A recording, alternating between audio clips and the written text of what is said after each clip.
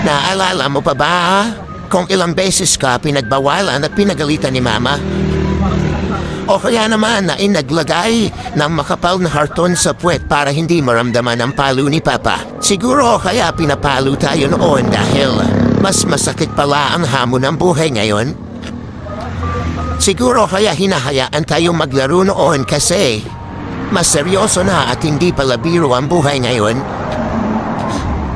Siguro kaya yung mga magulang natin ayaw tayo malingat sa paningin nila noon dahil inaabot ng buwan o taon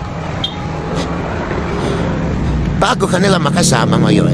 Siguro kaya nung bata tayo, pinapatulog tayo sa hapon kasi kapag tumanda ka na, mamamalibos ka ng tulog at pahinga.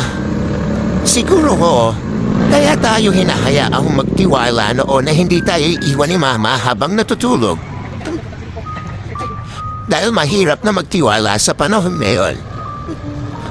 Masarap balikan yung panahon na kahindi at pagkatapalam ang iyong iniiyakan.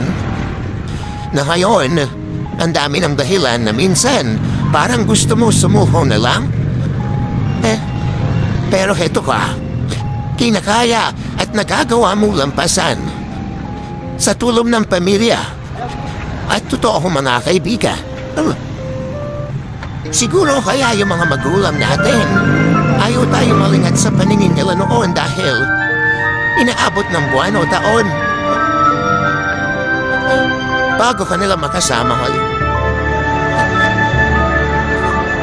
Siguro kaya nung bata tayo, pinapatulog tayo sa hapon kasi kapag tumanda ka na, mamamalibos ka ng tulog at pahinga.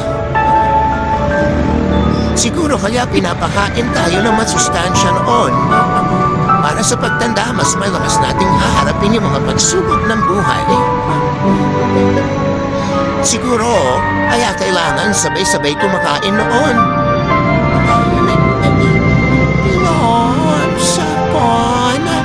Kasi darating pa rin ang araw na mag-isa na lang kakain niya.